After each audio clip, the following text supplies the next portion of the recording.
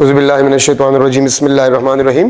Lecture number 8, first year, chapter number 2, scalar और dot product. अगर आप दो वेक्टर्स को मल्टीप्लाई करें, रिजल्टेंट आपके पास स्केलर आ जाए, तो इसकी बेस पे हम इसको स्केलर प्रोडक्ट कहते हैं और इसकी पहचान डॉट है. अगर दो वेक्टर्स के दरमियान कहीं पर भी आप डॉट देख लें, इसका मतलब ये आपको स्केलर देगा. और अगर दो वेक्टर्स के दरमियान आप क्रॉस देके, वो आपको वेक्टर देगा. ठीक है. A dot B is equal to A B cos theta. Example आपके पास जो है, for example the dot product of force and displacement. The dot product of force and displacement, या इसको मैं लिख सकता हूं एफ एस कॉस थीटा. तो फोर्स और डिस्प्लेसमेंट वेक्टर है, इसका डॉट प्रोडक्ट आपको वर्क देता है और वर्क आपके पास है, this is scalar, this is a scalar. तो एफ एस कॉस थीटा ये आपको क्या देगा? ये आपको वर्क देगा, where work is a scalar. तो a dot b is equal to A B cos theta. अच्छा, इसको मैं इस तरह भी लिख सकता हूं, a dot b is equal to a cos theta into b, या ये आपके पास a into b cos theta आपके पास होगा. a dot b a cos theta, इसको हम ax b लिखते हैं, ये आपके पास a b x होगा. इस ax को हम कहते हैं this is the projection of a on B. This is the projection of A on B, or this is the component of A along B. और Bx आपके पास क्या है?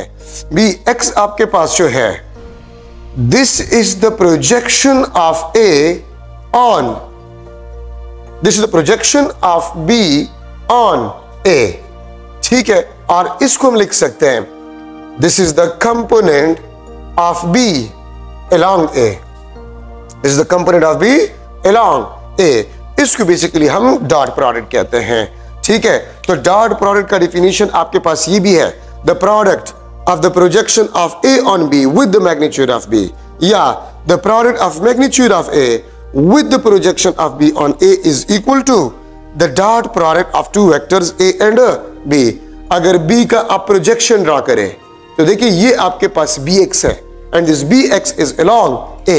अगर आप इस a का प्रोजेक्शन ड्रॉ करें, ठीक है, इस a का प्रोजेक्शन अगर आप b पे ड्रॉ करें, ये आपके पास bx होगा. This bx is sorry this is ax. ठीक है, दिस इज ax और ax आपके पास जो है, दिस इज अलोंग b. ठीक है. और b का प्रोजेक्शन आपके पास a पे जो है, जिसको हम bx कहते हैं, bx इज अलोंग a. तो देखिए आप b का मैग्नीट्यूड a के उस कंपोनेंट के साथ जो कि b के अलोंग हो मल्टीप्लाई करें, या a का मैग्नीट्यूड आप b का वो कंपोनेंट जो a के अलोंग हो मल्टीप्लाई करें, तो ये आपको dot product of two vectors a and b देगा. ठीक है. अच्छा, अब अगर मैं यहां पर b को डिवाइड करूं, तो यहां पर भी मैं b को डिवाइड कर लूंगा, तो मेरे पास आ जाएगा ax which is equal to a cos theta. This is equal to a dot b divided by B. The ratio of dot product of two vectors A and B to the magnitude of B will be equal to the component of A which is along B. और अगर आप यहां पर A को divide करें, तो यहां पर भी आप A को डिवाइड करें. ठीक है. तो फिर आपके पास आ जाएगा Bx which is equal to B cos theta. This is equal to A dot B divided by A. The ratio of dot product of two vectors A and B to the magnitude of B, this is equal to the projection of A on B. ठीक है. The ratio of dot product of two vectors A and B to the magnitude of A, this is equal to the projection of B on A, या the component of B which is along A. ठीक है. तो इसको basically हम Bx कहते हैं. तो ये भी आपके पास MCQ पॉइंट है. The ratio of dot product of two vectors A and B to the magnitude of B is equal to the projection of A on B, या the component of A which is along B. The ratio of dot product of A and B to the magnitude of A is equal to the projection of B on A, या the component of B which is along A. ठीक है. तो ये आपके पास scalar product या dot product में important points आपके पास आ गए. डॉट प्रोडक्ट में cos थीटा होता है और क्रॉस प्रोडक्ट में sin थीटा होता है. क्यों? Because x component is the effective component. x component आपके पास इफेक्टिव कंपोनेंट होता है. ठीक है, ये बात याद रखिए. तो मैं अब इसको इस तरह भी लिख सकता हूं, A dot B, this is equal to AB cos theta. सही है। अब यहां पर मैं लिख सकता हूं थीटा एंगल के बेस पे अगर मैं डिस्कशन कर लूं, अगर थीटा 90 से कम हो, 0 से ज्यादा हो, तो A डॉट B आपको पॉजिटिव रिजल्ट देगा। A डॉट B आपको क्या देगा? पॉजिटिव रिजल्ट देगा। अगर थीटा आपके पास 0 हो, 0 का मतलब ये होता है when the vectors are parallel, अगर वेक्टर्स आपके पास पैरेलल हो तो फिर डॉट प्रोडक्ट आपको मैक्सिमम रिजल्ट देगा। डॉट प्रोडक्ट आपको क्या देगा? मैक्सिमम रिजल्ट आपको देगा। ठीक है। अगर दो नॉन जीरो वेक्टर्स, मतलब अगर दो वेक्टर्स है और उनके मैग्नीट्यूड नॉन जीरो हो, ठीक है, और उसका डॉट प्रोडक्ट आप निकाल लें, तो डॉट प्रोडक्ट आपको 0 देगा। ठीक है। तो ये आपके पास एक एमसीक्यू पॉइंट है कि अगर दो नॉन जीरो वेक्टर्स है, उसका डॉट प्रोडक्ट कब आपको 0 वैल्यू देगा? When they are perpendicular. अगर ये आपके पास क्या हो? परपेंडिकुलर हो। अगर थीटा 180 से कम हो, 90 से ज्यादा हो, थीटा 180 से कम हो, 90 से ज्यादा हो, तो डॉट प्रोडक्ट आपको नेगेटिव रिजल्ट देगा। डॉट प्रोडक्ट आपको क्या देगा? नेगेटिव रिजल्ट आपको देगा। अगर थीटा आपके पास 180 डिग्री हो, तो A डॉट B ये आपके पास minus AB and it will be minimum. तो देखिए एडिशन ऑफ वेक्टर्स में भी आप लोग पढ़ चुके हैं कि एडिशन ऑफ वेक्टर हमें मैक्सिमम रिजल्ट कब देता है? When the vectors are parallel. और डॉट प्रोडक्ट भी हमें मैक्सिमम रिजल्ट कब देता है? When the vectors are parallel. Addition of vector minimum result हमें कब देता है? When the vectors are anti parallel. ठीक है। और प्रोडक्ट ऑफ वेक्टर भी आपको मिनिमम रिजल्ट तब देगा if the vectors are anti parallel. ठीक है। तो ये आपके पास एंगल वाइज डिस्कशन। दो नॉन जीरो वेक्टर्स, अगर उसका डॉट प्रोडक्ट 0 है, then what will be the angle between the two vectors? अगर मैं लिख लो एक MCQ, A is equal to 2i and B is equal to 3j, तो फिर A डॉट B आपके पास क्या होगा? What will be the dot product of the two vectors? A option 0, B option null vector, C option आपके पास जो है AB, और डी ऑप्शन आपके पास AB cos थीटा। देखिए IJ दे आर पर्पल के AB मैंने तो वैल्यू लिए है, तो मैं 2 3 6 लिख लूंगा। ठीक है। और 6 को हाफ करे तो मैं लिख लूंगा दिस इज 3। तो देखिए दोनों परपेंडिकुलर है IJ। तो अगर दोनों आपके पास परपेंडिकुलर है तो इसका डॉट प्रोडक्ट आपके पास क्या आएगा? 0 आएगा। तो ये आपके पास एंगल वाइज डिस्कशन है। मैं अगर इसमें एक एमसीक्यू बना लूं, ठीक है, इस तरह है कि लेट्स सपोज आपके पास A वेक्टर जो है, बल्कि मैं लिख लूंगा A मैग्नीट्यूड, सिर्फ मैं लिख लूंगा A magnitude is equal to 6 unit and B magnitude is 4 unit. ठीक है।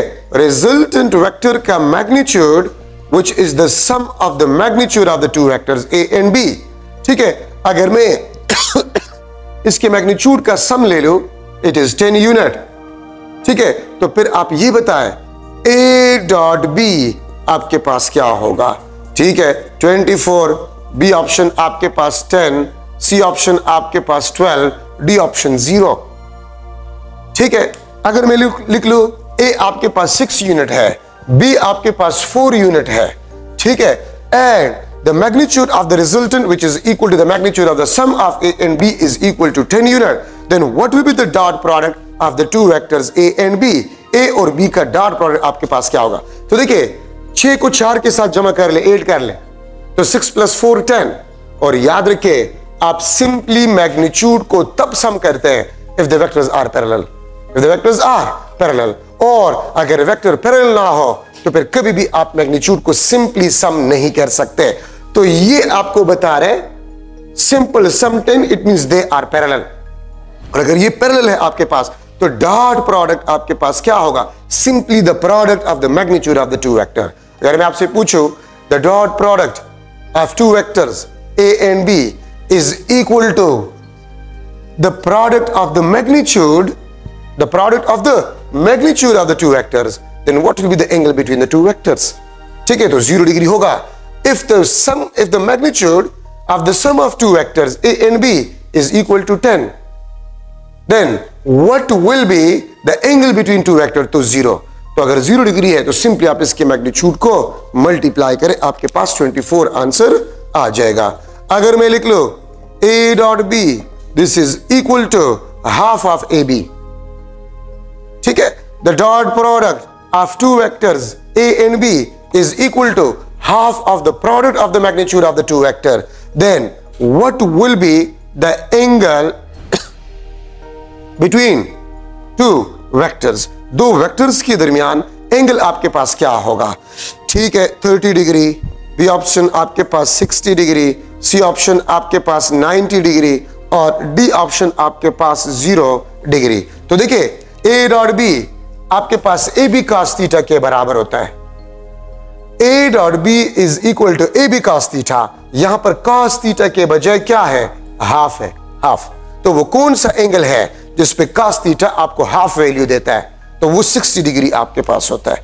60 डिग्री पे cos थीटा आपको हाफ वैल्यू देता है. तो it means the angle between the two vectors is a 60 degree. ठीक है, तो इस तरीके से भी आप इसको मालूम कर सकते हैं. Half AB is equal to A dot B.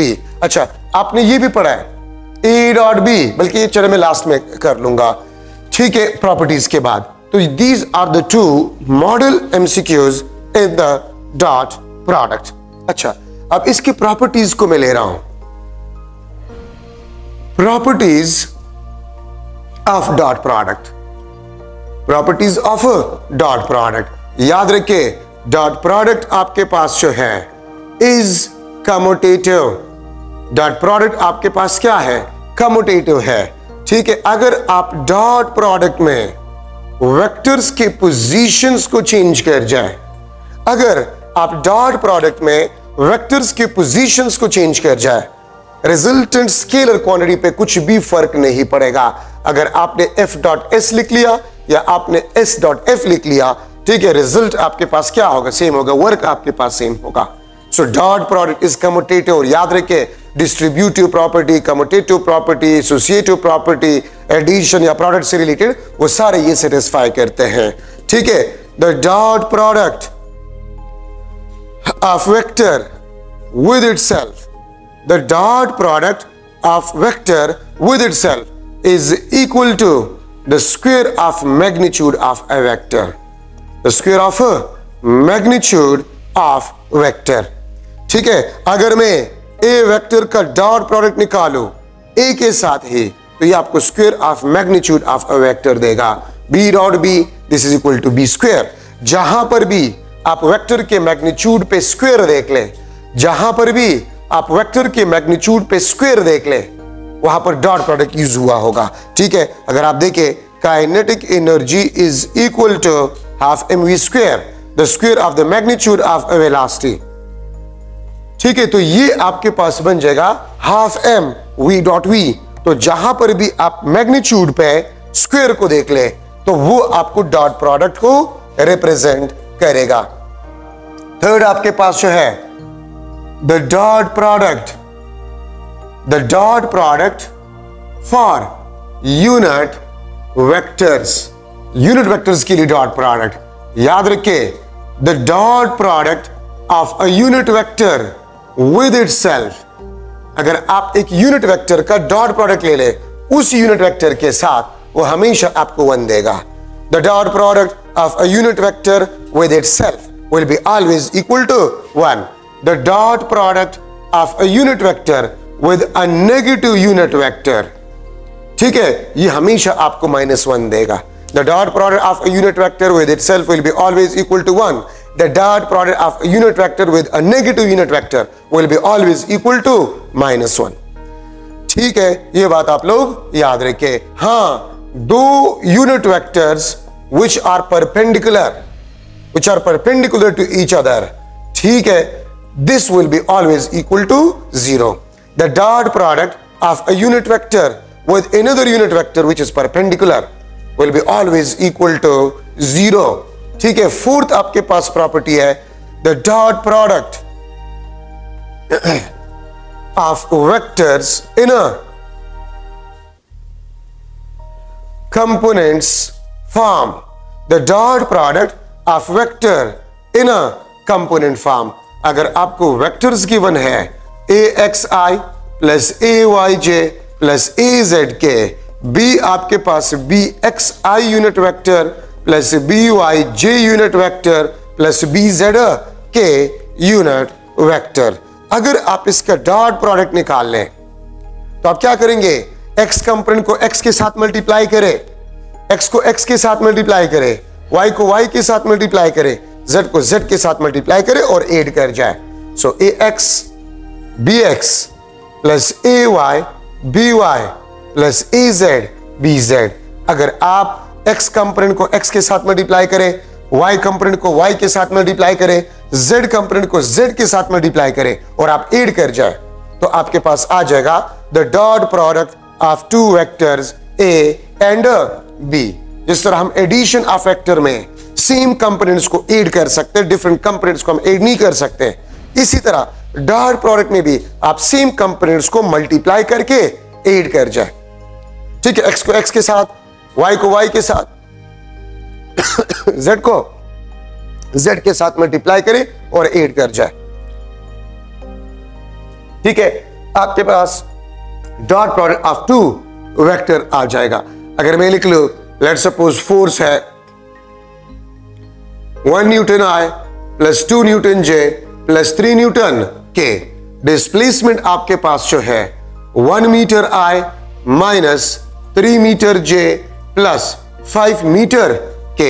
और मैं आपसे पूछ लो what will be the work, work आपके पास क्या होगा? ठीक है, वर्क आपसे मांगेगी तो work is equal to the dot product of force and displacement. ठीक है,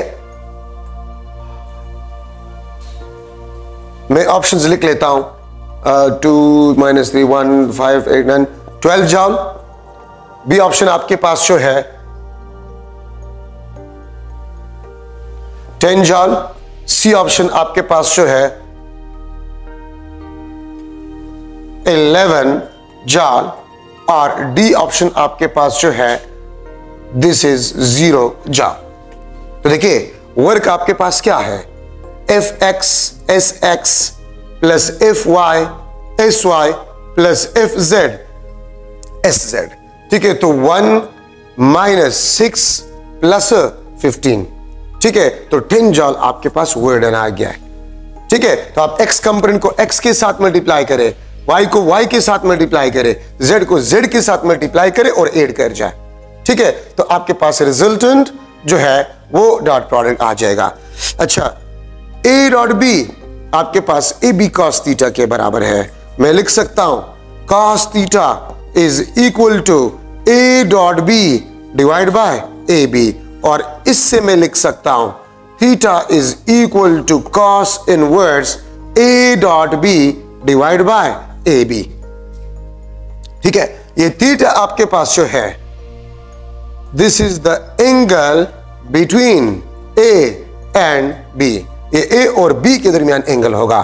थीटा आपके पास जो है this is equal to cos inverse a dot b divide by the product of the magnitude of a and b.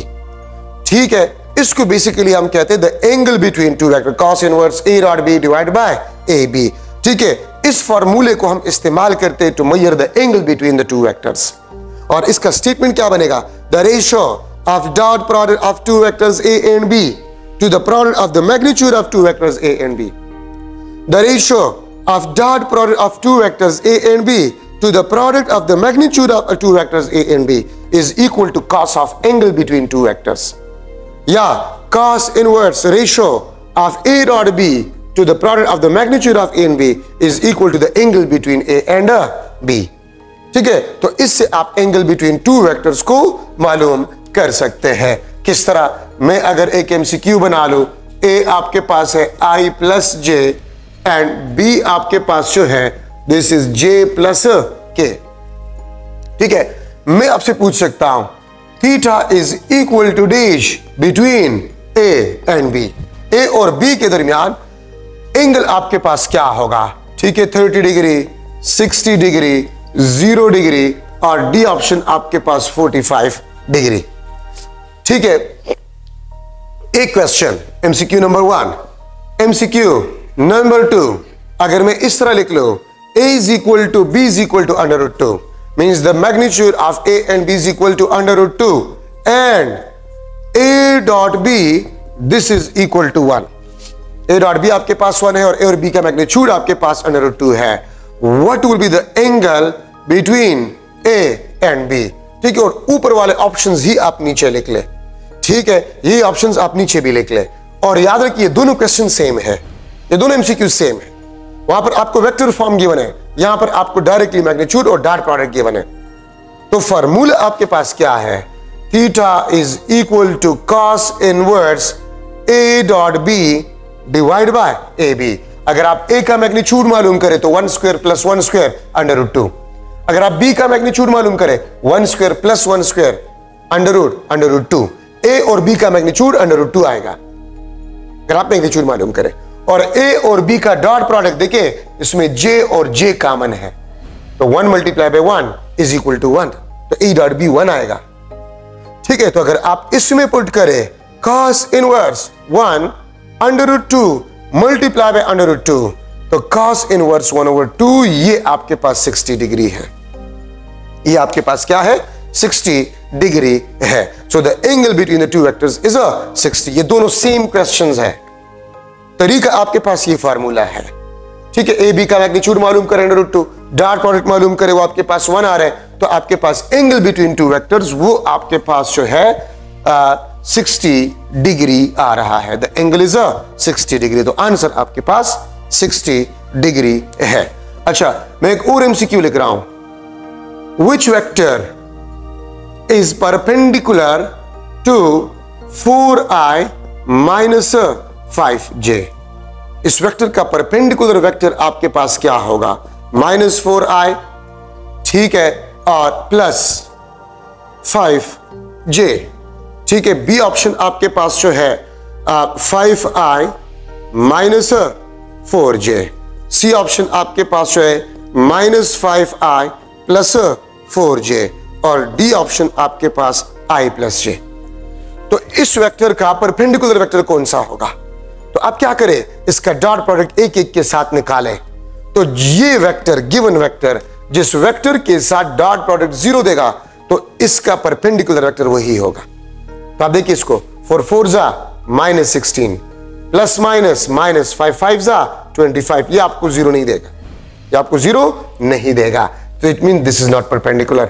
4 5 जा 20 minus minus plus 5 4 जा 20 not 0, ये perpendicular नहीं होगा. 4 5 जा 20 -20 plus minus minus plus minus minus, मैं इसको भी minus कर लेता हूं, मैंने ऑप्शन ये रखा था इसको माइनस करें. ठीक है, तो अगर आप इसको माइनस कर ले, ये सी ऑप्शन में ये माइनस कर ले प्लीज, ये मैंने प्लस लिखा था, मैंने ऑप्शन यही रखा था. ठीक है, तो ये माइनस कर ले. 4 5 जा -20 plus minus minus minus minus plus 5 4 जा 20, ये आपको 0. इसका मतलब है दिस इज परपेंडिकुलर. तो सी ऑप्शन में ये प्लस मैंने लिखा था, आप इसको माइनस करें. ठीक है, फिर आप, क्योंकि मैंने सी ऑप्शन रखा था, तो इसका डॉट प्रोडक्ट इसके साथ 0 दे रहे हैं. It mean these two vectors are perpendicular. अगर आप डी के साथ रखें तो डी के साथ डॉट प्रोडक्ट ये आपको 0 नहीं देगा. ठीक है, so these are the important points in the dot product और स्केलर प्रोडक्ट. ठीक है, ये इसमें इंपॉर्टेंट कंडीशंस है आपके पास. ठीक है, तो स्केलर प्रोडक्ट में आपके पास ये इंपॉर्टेंट पॉइंट्स थे जो कि खत्म हो गए. अच्छा, अभी हम ले रहे वेक्टर प्रोडक्ट.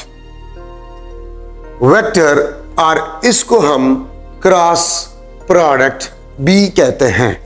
ठीक है, अगर आप एक वेक्टर को किसी दूसरे वेक्टर के साथ मल्टीप्लाई करें और रिजल्टेंट आपको वेक्टर मिल जाए, ठीक है, तो इसको हम वेक्टर और सिंबॉलिक रिप्रेजेंटेशन इसमें से क्रॉस है, हम क्रॉस को पुट करते हैं.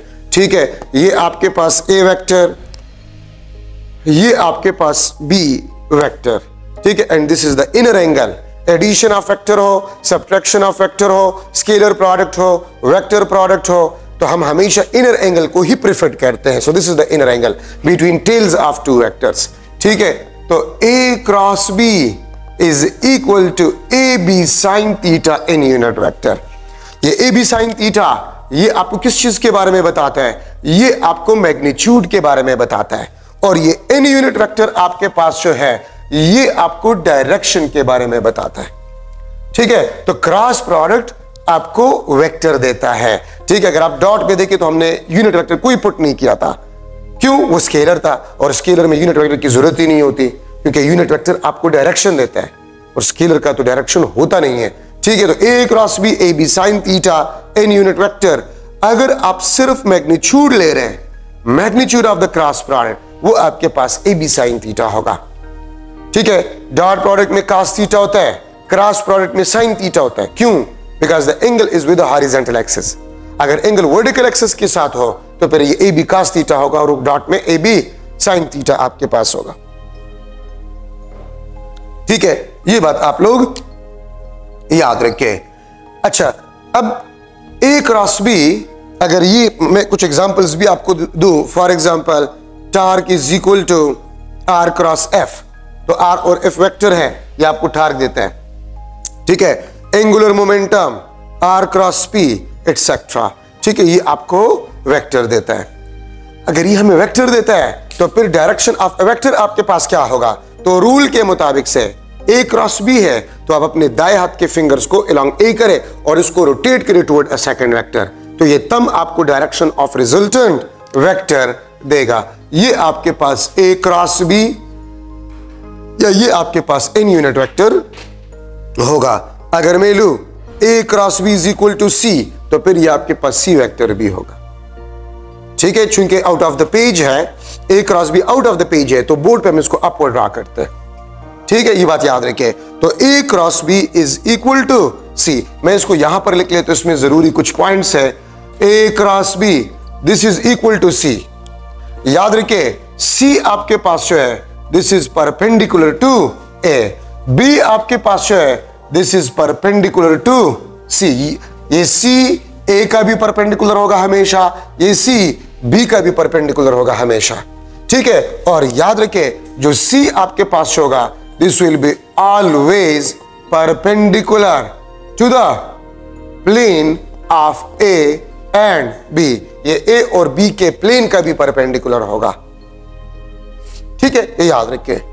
दो वेक्टर्स का क्रॉस प्रोडक्ट आपको जो रिजल्टेंट वेक्टर देता है, और रिजल्टेंट वेक्टर उन दोनों वेक्टर का भी परपेंडिकुलर होता है और उन दोनों वेक्टर के प्लेन का भी परपेंडिकुलर होता है।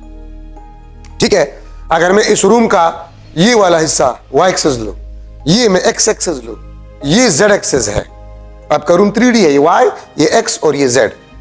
ठीक है, तो ये व्हाइट बोर्ड जिस प्लेन में लगा हुआ है, ये y, ये x, ये xy प्लेन होगा। ये क्या होगा? ये xy प्लेन है। ये व्हाइट बोर्ड जिस प्लेन में लगा हुआ है ये xy प्लेन है। ठीक है, अब अगर आप इन दो वेक्टर्स को देखें, ये आपके पास xy प्लेन है, for example xy plane, the missing axis is a z axis, तो इसका डायरेक्शन क्या होगा? ये this will be the resultant, ये आपके पास रिजल्टेंट। तो आप इस वेक्टर को देखें, ये a का भी परपेंडिकुलर है, ये आपके पास b का भी परपेंडिकुलर है और ये a और b के प्लेन का भी परपेंडिकुलर है, xy प्लेन इसके परपेंडिकुलर है। ठीक है, अगर दो वेक्टर्स इस तरह पड़े हुए हैं, ये आपके पास z, ये x, ये zx प्लेन है, तो a क्रॉस b ये आपके पास रिजल्टेंट। आप इस रिजल्टेंट वेक्टर को देखिए, a का भी परपेंडिकुलर, b का भी परपेंडिकुलर और इसके प्लेन का भी परपेंडिकुलर होगा। तो मैं आपके लिए आसान कर लेता हूं, अगर दो वेक्टर्स xy प्लेन में हो, xy प्लेन में, तो मिसिंग एक्सिस कौन सा है? z axis. अगर दो वेक्टर्स xy प्लेन में है तो उसके क्रॉस प्रोडक्ट का जो रिजल्टेंट वेक्टर आएगा वो अलोंग z एक्सिस होगा। और अगर दो वेक्टर्स xz प्लेन में हो, xz प्लेन में हो, तो मिसिंग कौन सा है? y axis, the resultant will be along y axis. ठीक है, और अगर दो वेक्टर्स zx प्लेन में है, zy प्लेन में है, ठीक है, तो मिसिंग कौन सा? x, the resultant will be along x axis. याद रखिए, तो तीन डायमेंशन है x y z। अगर x y प्लेन हो, missing z, the resultant will be along z axis. अगर y z missing x, the resultant will be along x axis. ठीक है, अगर x और z हो, missing is y, the resultant will be along y axis. तो दो vectors का cross product आपको जो रिजल्टेंट वेक्टर देते हैं वो उस दोनों वेक्टर्स के भी परपेंडिकुलर होता है और उन दोनों प्लेन के भी परपेंडिकुलर। देखिए R cross F is equal to torque, तो टार्क R का भी परपेंडिकुलर होगा, टार्क फोर्स का भी परपेंडिकुलर होगा, टार्क R और F के प्लेन का भी परपेंडिकुलर होगा। हाँ, टार्क का डायरेक्शन, R क्रॉस F का direction, RF sine theta n का डायरेक्शन ये सेम होगा। टार्क का डायरेक्शन, R क्रॉस F का डायरेक्शन और नॉर्मल यूनिट वेक्टर का डायरेक्शन सेम होगा। ठीक है, इसमें ये काफी जरूरी बातें हैं। अब अगर मैं एक MCQ इसमें बना लो कि A cross B is equal to C, A cross B is equal to C, फिर आपके पास A डॉट C क्या होगा? ठीक है, आपके पास B डॉट C आपके पास क्या होगा? A डॉट C आपके पास क्या होगा? B डॉट C आपके पास जो है वो क्या होगा? ए ऑप्शन, मैं इसको ले रहा हूं AC cos theta n unit vector, ये आपके पास AC cos theta, C option आपके पास नल वेक्टर, D ऑप्शन आपके पास 0। ठीक है, तो देखिए A डॉट C आपके पास क्या होगा? 0। B डॉट C भी आपके पास 0 होगा। क्यों? C A का भी परपेंडिकुलर है, C B का भी परपेंडिकुलर है। ठीक है, और दो वेक्टर्स जो कि परपेंडिकुलर हो उसका डॉट प्रोडक्ट आपके पास क्या आएगा? 0 आएगा।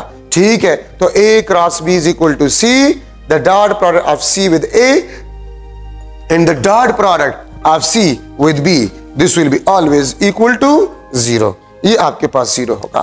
अगर मैं इस तरह लिख लूं एक MCQ, torque is equal to R cross F and this is equal to RF sine theta n unit vector, then मैं आपसे मुख्तलिफ क्वेश्चंस कर सकता हूं। R cross F dot n unit vector is equal to dash, R cross F dot बल्कि cross n unit vector is equal to dash. ठीक है, मैं आपसे यह भी पूछ सकता हूं कि आपके पास जो टार्क होगा, टार्क का dot product n unit vector के साथ, ये क्वेश्चन और ये क्वेश्चन सेम है। ठीक है, टार्क का एन यूनिट वेक्टर के साथ क्रॉस प्रोडक्ट आपके पास ये डैश के बराबर होगा। ठीक है, मैं R डॉट एन भी आपके पास लिख सकता हूं। R डॉट एन क्या होगा? F डॉट एन आपके पास क्या होगा?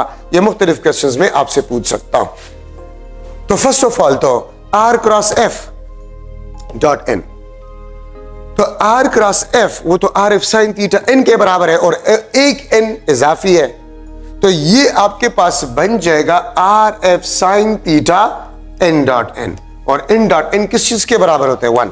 तो आंसर आपके पास बन गया है, आंसर आपके पास बन जाएगा RF sine theta, RF sine theta या मैग्नीट्यूड ऑफ टार्क। तो ऑप्शंस में या तो ये होगा या आपके पास ये होगा। ठीक है, अच्छा इसको आप देखिए, RF sine theta n cross n, और ये दोनों सेम डायरेक्शन, ये आपको नल वेक्टर देगा, ये आपको 0 वेक्टर देगा। इसका आंसर वही ऊपर वाला टार्क, इसका आंसर वही नल वेक्टर। अच्छा R डॉट n, आपको पता है कि नॉर्मल यूनिट वेक्टर वो टार्क के डायरेक्शन को रिप्रेजेंट करता है, और टार्क R का भी परपेंडिकुलर होता है और फोर्स का भी परपेंडिकुलर होता है, तो ये आपको 0 देगा।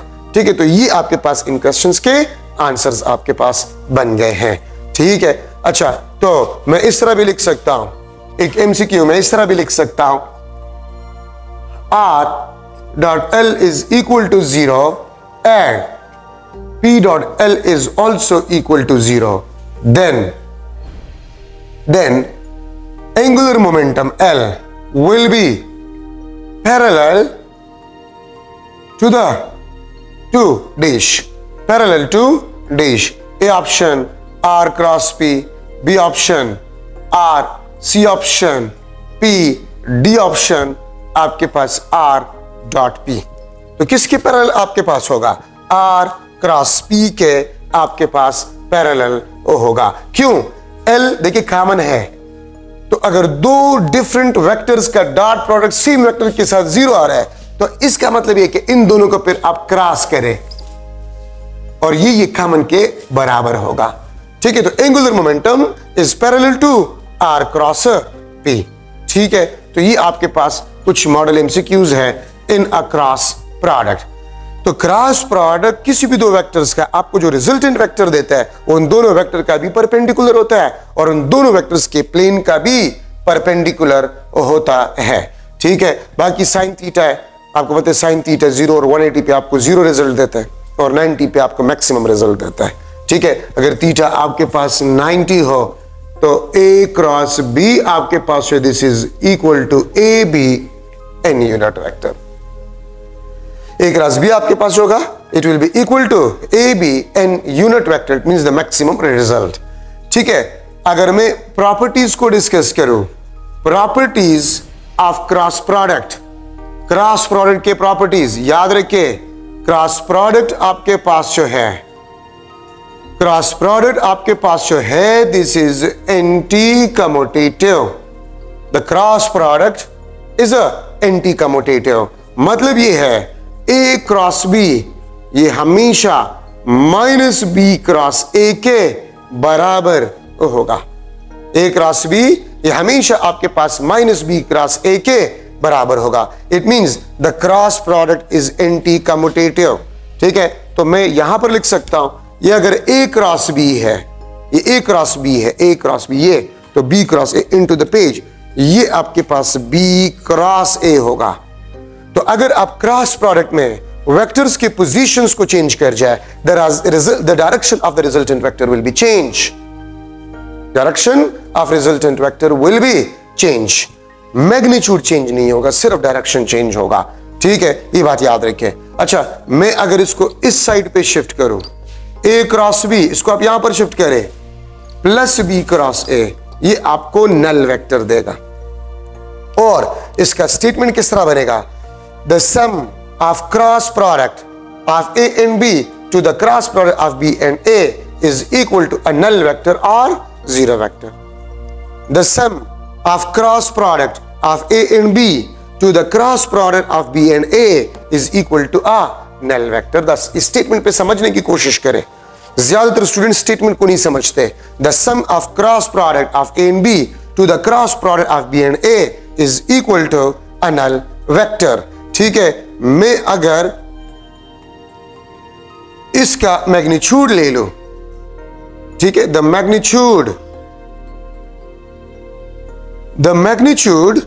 Magnitude of sum of cross product of A and B to the cross product of B and A, this is equal to 0। ठीक है, ये आपके पास 0 के बराबर होगा। और अगर मैं इस तरह लिख लूं, the sum of magnitude of cross product of A and B to the cross product of B and A, this will be not equal to 0, ये 0 से ज्यादा आपके पास होगा।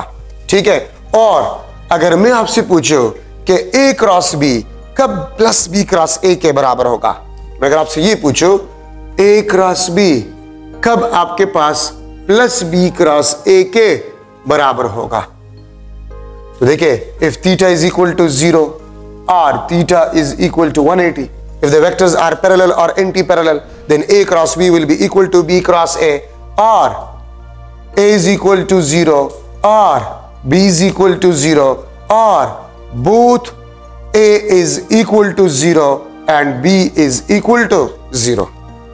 अगर सिर्फ A 0 हो या सिर्फ B 0 हो, ठीक है, या A और B दोनों आपके पास 0 हो, तो फिर A क्रॉस B वो प्लस B क्रॉस A के बराबर होगा। ठीक है, अगर A और B भी नॉन जीरो हो और वेक्टर्स पैरेलल और एंटी पैरेलल भी ना हो, तो फिर A क्रॉस B कभी B plus B cross A के बराबर नहीं होगा, बल्कि A cross B minus B cross A के बराबर आपके पास होगा। ठीक है, तो ये बात याद रखिए। These are the important discussion in the start of the cross product, ठीक है, of two vectors। सेकंड में ले रहा हूं, सेकंड पॉइंट में ले रहा हूं, the cross product of vector with itself, this is equal to a null vector or zero vector। A cross A, B cross B, C cross C, this is equal to a null vector। ये आपके पास null vector के बराबर होगा। So the cross product of a vector with itself will be always equal to a null vector. Third आपके पास जो है the cross product for unit vectors. The cross product for unit vectors. The cross product of a unit vector with itself, this will be always equal to a null vector. हमेशा आपके पास null vector के बराबर होगा. The cross product of a vector with a negative unit vector, this will be also equal to a null vector. और देखिए, अगर आप cross product दो वेक्टर्स का ले रहे हैं, ये आपके पास i जो कि x, ये आपके पास j जो कि y, ये आपके पास k जो कि z एक्सिस है. अगर आप एंटी क्लॉकवाइज में जा रहे हैं, एंटी क्लॉकवाइज में i क्रॉस j, तो ये आपको मैंने आपको पहले बताया था, i क्रॉस j का मतलब क्या होगा, एक्स वाई प्लेन. ठीक है, resultant will be along z axis. ठीक है, अगर आपके पास ये दो वेक्टर्स इस प्लेन में हो, j क्रॉस k, ये आपके पास क्या होगा, this will be equal to i unit vector. ठीक है, और अगर आप लोग k क्रॉस i लिख ले, this will be equal to a j unit vector. तो एंटी क्लॉकवाइज में क्रॉस प्रोडक्ट आपको पॉजिटिव रिजल्ट देता है. ठीक है, और अगर आप इसको उल्टा करें like this, j cross i clockwise, ये माइनस k के बराबर होगा. ठीक है, k क्रॉस j, ये आपके पास माइनस i यूनिट वेक्टर के बराबर होगा. i क्रॉस k, ये आपके पास माइनस j के बराबर होगा. एंटी क्लॉकवाइज में क्रॉस प्रोडक्ट आपको पॉजिटिव रिजल्ट देगा, और क्लॉकवाइज में क्रॉस प्रोडक्ट आपको नेगेटिव रिजल्ट देगा. तो i j वो आपको k, ठीक है, j k वो आपको i, k i वो आपको j एंटी क्लॉकवाइज में, और क्लॉकवाइज में इसके साथ आप नेगेटिव लगा लें. ठीक है, अच्छा, अब फोर्थ प्रॉपर्टी आपके पास जो है, the cross product in a components form. The cross product in components form.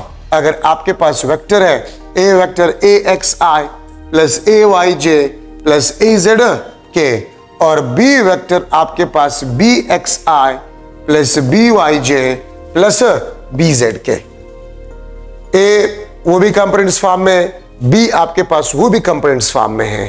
ठीक है, और अभी अगर आप लोगों से पूछ लिया जाए कि a क्रॉस b आपके पास क्या होगा, तो इसका फार्मूला आपके पास जो है, ठीक है, वो ये है ay bz minus az by plus bracket लगा ले j यूनिट वेक्टर. ठीक है, अगर आपके पास ये j यूनिट वेक्टर आपने लगा लिया, तो az bx minus ax bz, ठीक है, प्लस ब्रैकेट लगा ले k यूनिट वेक्टर, और अगर z एक्सिस आपके पास हो तो ax by minus ay bx. तो ये लंबा चौड़ा फार्मूला है, ठीक है, जिसको आप लोगों ने याद करना होगा. ठीक है, क्रॉस प्रोडक्ट इन कंपोनेंट्स फॉर्म. ठीक है, क्रॉस प्रोडक्ट इन कंपोनेंट्स फॉर्म. ठीक है, तो अब आपके पास ay bz ये सब गिवन है, इसमें पुट करें, आपके पास आंसर आएगा. ठीक है, अच्छा, अब ये लंबा चौड़ा फार्मूला है, इसको आप याद किस तरह करेंगे. अगर आपके ज़हन में ये आ रहा है कि इसको हम याद किस तरह करेंगे, तो इसका बहुत आसान तरीका है. xyz दो दफा लिख लें. a cross b, cross product में पहला वेक्टर कौन सा है, a है. अगर मैंने i यूनिट वेक्टर लिख लिया तो x का डायरेक्शन है ये x, तो प्रोडक्ट yz का होगा. प्रोडक्ट आपके पास क्या होगा, yz का. तो a का y, b का z. ठीक है, a का y, क्योंकि क्रॉस प्रोडक्ट में पहले वेक्टर a है, a का y, b का z. अब माइनस लगा ले, अब उल्टा az by प्लस ब्रैकेट लगा ले. ठीक है, j unit vector, j y axis को रिप्रेजेंट कर रहे हैं, y खत्म.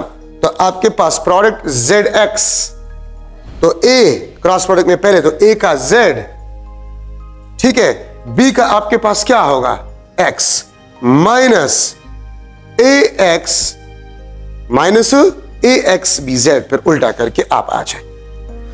ठीक है, प्लस ब्रैकेट लगा ले के यूनिट वेक्टर। अब के ये आपके पास z एक्सिस, ठीक है, तो ये आपके पास x y, तो a का x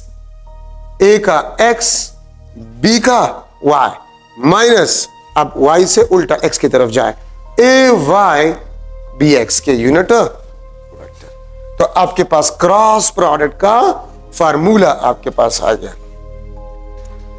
ठीक है, लंबा चौड़ा फार्मूला है और इसी को आपने इस तरीके से याद करना होगा।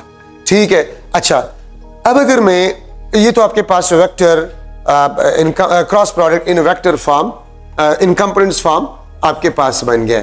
अगर मैं लिख लो r is equal to 2i plus 3j metre और फोर्स आपके पास जो है 3i माइनस j न्यूटन। अगर मैं आपसे पूछूं what will be the torque, torque आपके पास है वो क्या होगा? ठीक है, तो मैं लिख लेता हूं 6i minus 3j Newton metre. ठीक है, 5i minus 2j Newton metre. ठीक है, ये आपके पास माइनस 11 न्यूटन मीटर और डी ऑप्शन आपके पास जो है दैट इज नल वेक्टर। ठीक है, टॉर्क क्या होगा आपके पास? तो ये आपके पास R है, ये आपके पास F है। अब टॉर्क क्या होगा? तो आपको पता है कि torque is equal to R cross F। ठीक है, अब क्या करेंगे आप लोग? सबसे पहले गिवन वेक्टर्स को देखें। ये वेक्टर किस प्लेन में है? ये XY प्लेन में है। ये किस प्लेन में है? ठीक है, ये भी आपके पास XY प्लेन में है। ठीक है, वहां पर मैंने I cross J cross K जो मैंने वर्ड इस्तेमाल किया था प्लेन के लिए, तो वो आपके पास बेसिकली ये तरीका। ठीक है, XY प्लेन, ये XY प्लेन। तो अगर ये दोनों वेक्टर्स XY प्लेन हो, resultant will be along Z axis.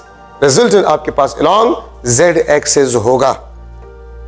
Solution की जरूरत ही नहीं है। ठीक है, ये अच्छा, इसके साथ K आपने लिखना हो, माइनस 11 K न्यूटन मीटर। तो सॉल्यूशन की जरूरत ही नहीं है। K Z एक्सिस मुझे पता चल गया है, सॉल्यूशन की जरूरत ही नहीं है।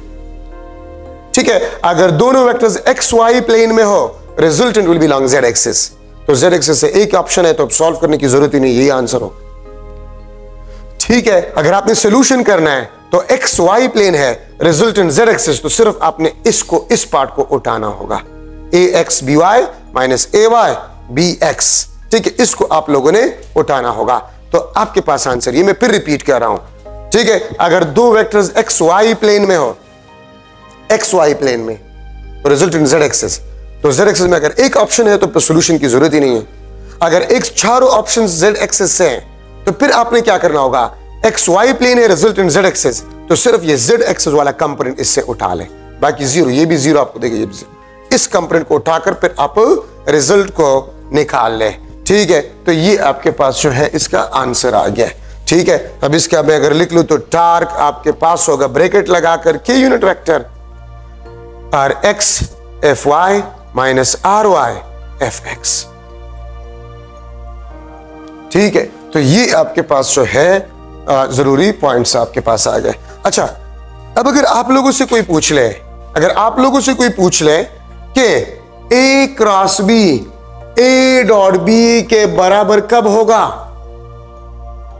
कभी नहीं, क्योंकि क्रॉस प्रोडक्ट आपको वेक्टर देते हैं, डॉट प्रोडक्ट आपको स्केलर देता है।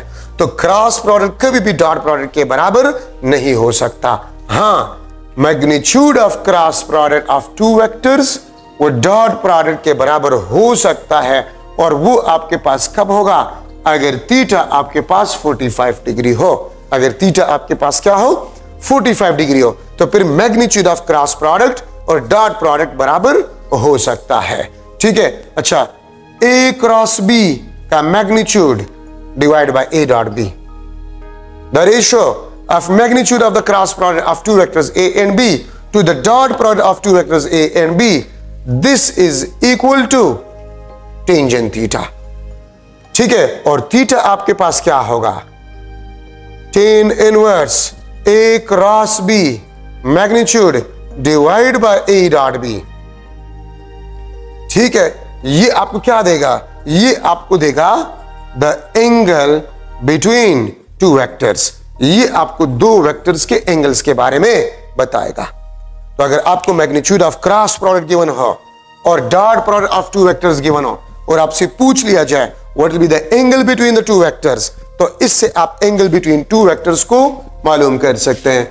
अगर मैं लिख लूं a cross b magnitude is equal to 10 under the root of 3 and a dot b आपके पास जो है this is equal to 10, theta is equal to dash between a and b। A option आपके पास जो है वो आ गया 30 degree, B option 60 degree, C option 120 degree और डी ऑप्शन आपके पास जो है 45 डिग्री। तो आपके पास आंसर 60 डिग्री आएगा। अगर उस फार्मूले में आप लोग इसको पुट करें तो आपके पास वो रिजल्ट आएगा। अगर मैं एक एमसीक्यू बना लूं कि i dot j cross k this will be equal to dash, A option आपके पास आई, बी ऑप्शन आपके पास 1, सी ऑप्शन आपके पास नल वेक्टर, डी ऑप्शन आपके पास 0। तो आप ये देखें जे क्रॉस के ये आपको आई देगा, ये आपको क्या देगा? आई देगा। तो अगर ये आपको आई देगा तो i dot i is equal to 1। This is the answer. पहले आप ब्रैकेट वाले को सॉल्व करें फिर आप ही। अगर bracket now I dot j cross के तो पहले आप क्या करें? ठीक है, आप आप जो है जे क्रॉस के को पहले कोशिश करें सॉल्व करें, फिर उसका डॉट प्रोडक्ट आप आई के साथ निकाल लें। ठीक है, तो इस किस्म के क्वेश्चंस भी आपके पास इसमें आ सकते हैं। ठीक है, तो ये आपके पास क्रॉस प्रोडक्ट और डॉट प्रोडक्ट में इंपॉर्टेंट डिस्कशन आपके पास हो गया। अब अगर मैं लिख लो the physical significance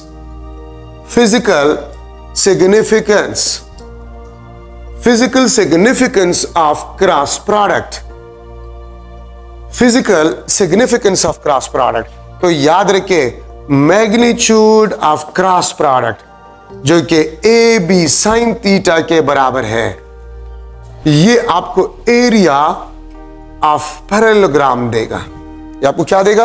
area of a parallelogram देगा। ठीक है, अब इसको मैं लिख सकता हूं। अगर मैं लिख लूं A is not equal to B and theta is not equal to 90, अगर ए और बी बराबर ना हो और थीटा 90 ना हो तो फिर ए क्रॉस बी का जो मैग्नीट्यूड आपके पास जो है ये आपको एरिया ऑफ पैरेललोग्राम देगा, जिसे हम पहले पढ़ चुके हैं। ठीक है, if A is not equal to B, theta is equal to 90, तो फिर ए क्रॉस बी का जो मैग्नीट्यूड होगा वो आपको एरिया ऑफ रेक्टेंगल देगा, आपको एरिया ऑफ रेक्टेंगल देगा।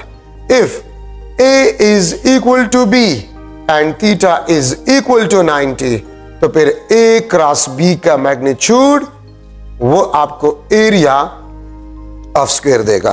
तो मैं अगर जनरली लिखना चाहता हूं, जनरली तो ए क्रॉस बी का जो मैग्नीट्यूड होगा ये आपको एनी प्लेन एरिया देगा, ये आपको एनी प्लेन एरिया देगा। और देखिए क्रॉस प्रोडक्ट में अगर एक चीज आप देखें, ठीक है, यहां पर फिजिकल सिग्निफिकेंस में अगर आप एक चीज देखें तो वेक्टर एरिया का डेफिनेशन क्रॉस प्रोडक्ट से आया है। If the area is flat it is considered to be vector, if the area is flat it is considered to be vector. और आपके बुक में एक चीज लिखा गया है कि if the area traverse is anti clockwise, मतलब अगर मैं ये लू ए, ये आपके पास बी है and this is the angle between the two vectors. अगर ए क्रॉस बी हो, आप मेरे फिंगर्स को देखें, anti clockwise. If the area ट्रेवर्स का मतलब होता है enclosed, is anti clockwise, area का जो नॉर्मल यूनिट वेक्टर होगा वो आउटवर्ड होगा। ठीक है, तो area is equal to plus A n, ये कहां से आ गया? ये ए क्रॉस बी से। The area traverse is anti clockwise. ठीक है, और अगर मैं लिख लूं एरिया आपके पास ये माइनस ए एन के बराबर होगा, नेगेटिव, कब? B cross A. If the area B cross A को आप देखिए बी क्रॉस ए, तो एरिया ट्रेवर्स इज क्लॉकवाइज। आप मेरे फिंगर्स को देखिए, clockwise. normal unit vector is into the page, the area is considered to be negative. Area आपके पास होगा वो क्या होगा, नेगेटिव होगा। तो ये फिजिकल सिग्निफिकेंस है। सेकंड चैप्टर में सिर्फ एक लेक्चर रह गया है, ठीक है, इक्विलिब्रियम, ठीक है, फर्स्ट कंडीशन इक्विलिब्रियम, फिर उसके टाइप्स, फिर first condition, second condition, concurrent forces, ठीक है, एक लेक्चर रह गया है, ठीक है, उसमें आपके पास सेकंड चैप्टर भी खत्म हो जाएगा इंशाल्लाह, ठीक है। Thank you so much.